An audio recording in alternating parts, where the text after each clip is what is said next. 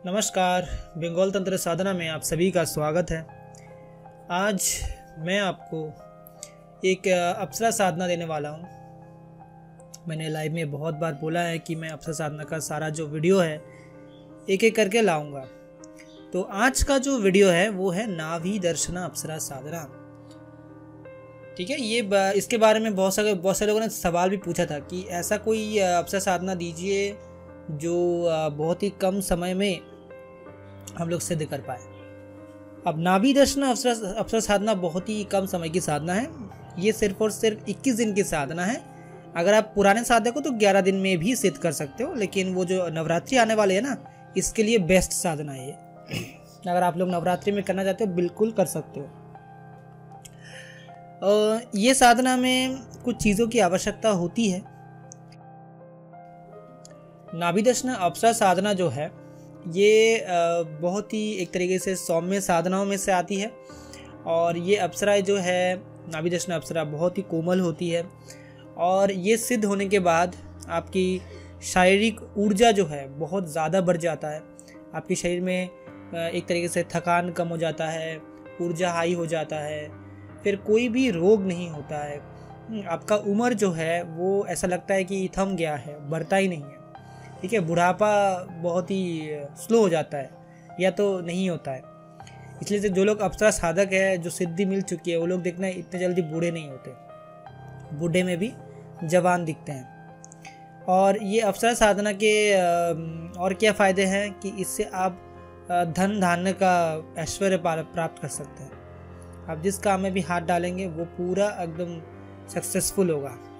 ये इसका पावरफुल चीज़ है। और अप्सरा साधना में एक चीज़ और भी है कि अगर आप इस साधना को सही से कर पाते हैं तो आगे मोक्ष में भी ये एक तरीके से आपको हेल्प करती है। बस यही शर्त है कि आपके जीवन काल में ही इसका त्याग करके आप कोई अच्छी साधनाओं में आए, ताकि आप जो है इनके ऋण से मुक्त हो पाए। क्योंकि जब भी आप इन चीज़ों का त्याग ना करके ही आपका अगर मृत्यु हो जाए तो फिर इन लोक में जाके आपको भी उनकी तरह ही सर्वेंट बन के आपका जो भी जितने दिन वो आपके पास आपके लिए काम की उससे 10 गुना आपको काम करके देना पड़ेगा। यही तरीका है। अभी इसमें साधना कैसे करना है वो बताते हैं। साधना जो है पूर्णिमा के दिन से करिए या फिर नवरात्रि जो आने वाली है इसमें करिए। बहुत ही अच्छी साधना है। ठीक है, इसमें कोई नेगेटिव साइड इफ़ेक्ट नहीं है। इस साधना में मंत्र भी मैं बता दूंगा और यंत्र जो है वो भी मैं बता दूंगा, स्क्रीन पे आएगा। आप चाहे तो अमेज़ोन से भी मंगा सकते हैं या फिर भोजपत्र में भी देखकर आप बना के इसको इस्तेमाल में ले सकते हैं।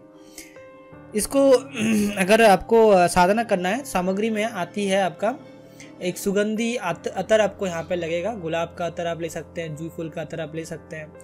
ठीक है, और इसमें जो आसन होगा वो लाल कलर का आसन होगा। आपका लाल कलर का ड्रेस, लाल कलर का आपको पहनना पड़ेगा।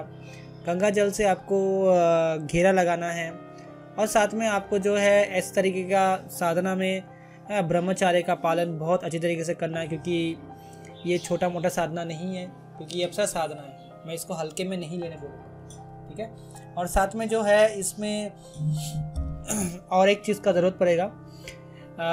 जो आपका माला है वो स्फटिक का माला हो तो बेहतर है, या फिर नहीं तो फिर सुरक्षा घेरा के साथ साथ आपको दूसरा माला जो है वो संस्कारित करके ही लेना पड़ेगा। सुरक्षा घेरा को मंत्र जो है उसको भी थोड़ा सिद्ध करके लेना बेस्ट रहता है, क्योंकि अगर आपने कभी सुरक्षा घेरा मंत्र को जाप नहीं किया, एक दिन एक अलग समय निकाल के 11 माला जाप कर लिए ताकि उसका पावर भी बना रहे। ठीक है, अगर आप गुरु दीक्षित नहीं हो तो। वैसे तो बिना गुरु दीक्षा के ये साधना नहीं करनी चाहिए, फिर भी बता रहा हूँ मैं। ठीक है, क्योंकि आप जब अप्सरा साधना करते हो ना तो बहुत तरीके का आपको परीक्षा दिया जाता है। तो सुरक्षा घेरा थोड़ा स्ट्रांग होना चाहिए, इसलिए पहले ही सुरक्षा घेरा का 11 माला पाठ करके उसको थोड़ा स्ट्रांग बना लीजिए। वैसे नॉर्मल साधना में तो ऐसे ही यूज़ कर सकते हैं। और इसमें जो है आपको नीचे सोना पड़ेगा हर दिन, क्योंकि साधना बहुत ही सात्विक है। नॉनवेज आप नहीं खा सकते, प्याज लहसुन भी नहीं खा सकते हैं। इसमें झूठ नहीं कह सकते, आपको अपना काम खुद करना पड़ेगा। ठीक है, और कोई तामसिक चीज़ें नहीं कर सकते। ठीक है, जितने भी समझ सकते हो उस सब चीज़ों से दूर रहना पड़ेगा। स्त्री से दूर रहना पड़ेगा। अगर आप शादीशुदा है तो आपको अलग सोना पड़ेगा। यही सिस्टम है, नियम है। अब इस साधना में नवीदर्शन अप्सरा को आप या तो दोस्त रूप में कर सकते हैं, मित्र रूप में, या माता रूप में, या बहन के रूप में, या फिर अगर आपकी पत्नी नहीं है तो पत्नी रूप में करिए, या प्रेमिका रूप में कर सकते हैं, वैसा कोई इशू नहीं होगा। ठीक है, अगर आप शादी करने वाले हैं तो फिर माता रूप में कर लीजिएगा, या फिर मित्र रूप में भी कर सकते हैं। मित्र रूप में करेंगे तो फिर उनको फिर आप मित्र की तरह, देवी की तरह आपको पूजना पड़ेगा। और नाभिदर्शन अप्सरा में आपको गुलाब का फूल लगेगा, हर दिन एक एक करके गुलाब का फूल देना पड़ेगा उनको। मिठाई जो भी पेड़ा होता है, ठीक है, वो आप अगर घर पे बना सकते तो और अच्छी बात है, वरना आप लेके आ सकते हैं, ज़्यादा करके लेके आइएगा। ठीक है, और इसमें जो है आपको अप्सरा साधना में क्या होता है, एक अप्सरा की छोटी सी एक मतलब पेज में, छोटा सा पेज में एक प्रिंट आउट निकाल लीजिएगा। अप्सरा साधना में ये ज़रूरी है। और यंत्र तो आप भोजपत्र बनाओगे, अनार की कलम से बनाओगे, और इसमें जो अष्टगंध है इससे बनाओगे। ठीक है, दिया आपको यहाँ पे लगाना है। यहाँ पे दिया लगाएंगे आप सरसों के तेल का या फिर घी का, दोनों में से कोई भी एक चल सकता है, लेकिन जिसको दोगे सेम ही वही रखना। दिशा पूर्व होगा। और इसमें जो है आपको हर दिन नहा धो के फ्रेश होके जिस समय करने वाले साधना उसके पहले ही नहाना पड़ेगा, और रात को करना पड़ेगा। ये 10 बजे 11 बजे की साधना है। ठीक है, साधना के दौरान अगर नींद आए, देखो पहले से प्रैक्टिस कर लेना, क्योंकि नींद बहुत आएगा, क्योंकि ये साधना का नियम है। योगिनी चक्र जो है, जिसे हम लोग मोहिनी चक्र भी बोलते हैं, ये काम करता है साधना में, माया चक्र भी बोलते हैं इसको। ये इंद्र के द्वारा प्रदत्त है। इस साधना में बैठने के बाद पूरा प्रक्रिया कैसे करना है, पहले तो आपको गणपति जी का एक माला करना है। ठीक है, उसके बाद ओम नमः शिवाय का एक माला करना है, उसके बाद गुरु मंत्र का एक माला करना है। ठीक है, ये करने के बाद आपको गणपति जी का पूजन करना है, फिर शिव जी का पूजन करना है। मेरे जितने भी शिष्य हैं उन सबको पता है कैसे पूजन करना है। उसके बाद इंद्रदेव को पूजन करना है, इंद्रदेव का नाम लेके हैं, और इंद्रदेव से ये आज्ञा लेना है कि हे इंद्रदेव, मैं आपके लोक की नाभिदर्शन अप्सरा की साधना करने जा रहा हूँ, आप कृपया आज्ञा दे ताकि मैं अपनी साधना में सफल हो पाऊँ। ठीक है, उनसे आज्ञा ले लेना है। ठीक है, और उनके नाम में भी जो है थोड़ा बहुत आप भोग दे सकते हैं मिठाई का। उसके बाद जब गुरु मंत्र का आपने पाठ कर लिया, उसके बाद सुरक्षा मंत्र का पाठ कर लीजिए। आसन बिछाने के बाद का एक मंत्र होता है जो मेरे शिष्य को पता है, वो पाठ लीजिए। ठीक है, उसके बाद आपको जो है मेन मंत्र जो नाभिदर्शन अप्सरा का मंत्र है। अच्छा, एक चीज़ करिएगा, यंत्र को सबसे पहले बना के सामने स्थापित कर लीजिएगा, क्योंकि यंत्र बहुत ज़रूरी है साधना में, वरना आप जो है पूर्ण तरीके से इसको सिद्ध नहीं कर पाएंगे बिना यंत्र के। यंत्र का बहुत ज़्यादा पावर है। ठीक है, और मंत्र जो है, मंत्र जो सिद्ध माला है, जैसे आप संस्कारित माला है, से रुद्राक्ष की भी हो सकती है, आप स्फटिक का भी माला, दोनों में से कोई एक माला ले सकते हैं। ठीक है, संस्कारित का विधि मैं दे चुका हूँ, मेरे चैनल पे है। और इसमें जो मंत्र होगा, मंत्र है ओम ऐं श्रीम नाभिदर्शना अप्सरा प्रत्यक्ष श्रीम ऐं फट। ये मंत्र है, दोबारा बोल रहा हूँ, ओम ऐं श्रीम नाभिदर्शना अप्सरा प्रत्यक्ष श्रीम ऐं फट। इस मंत्र का आपको जाप करना है। कितने करके जाप करना है, देखो वैसे तो ये मंत्र जो है दैविक मंत्र है, वैदिक मंत्र है, लेकिन अब गुरु से लेंगे, गुरु के मुख से लेंगे तो ये उत्कीलन हो जाता है। और इस मंत्र का आपको हर दिन, मेरे विधि के अनुसार अगर आप करेंगे, हर दिन 21 माला करके आपको साधना करने हैं, और 21 डेज की साधना होगी।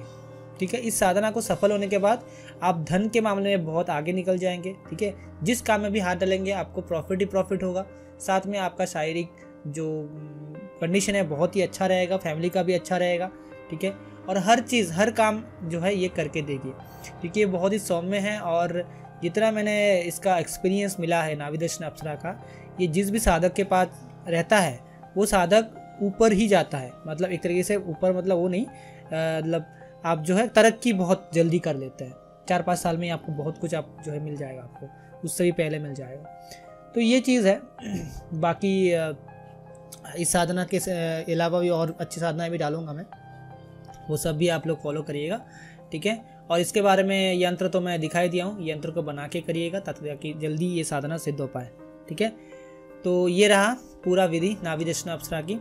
और एक चीज़ याद रखिए, जिस दिन हर दिन आप साधना कर रहे हो, हाँ, झुनुर की आवाज़ आएगी, कोई भी एक तरीके की आवाज़ें आ सकती है, तो आपको हर तरीके का आवाज़ को इग्नोर करते हुए साधना को कंप्लीट करना है। और हर दिन का सामान जो भी बचेगा दूसरा दिन जाके वो पानी में विसर्जित कर देना, ताकि कोई इशू ना हो या फिर नियम में कोई त्रुटि ना हो। ठीक है, यही चीज़ है। बाकी आप इजीली साधना को करिए और सफलता प्राप्त करिए। और लास्ट के दिन जब देवी आएगी तो आपसे बोलेगी आप वचन लो, और वचन लीजिए। वचन क्या लोगे सबको पता है, 3 वचन। ठीक है, और लेके फिर आप जब भी बुलाओ आप आए, मेरी और मेरी परिवार की रक्षा करें और मुझे छोड़ के कभी मत जाए। ठीक है, यही है। आगे उनको बुला के आप काम लो और फिर उनके हिसाब से आपको खुश होकर मिठाई वगैरह भूख दे दो। ठीक है, चाहे तो आप मंत्रों का जाप करके भी उनको खुश रख सकते हैं। तो आज के लिए इतना ही। अपना ख्याल रखिए। जय माँ काली।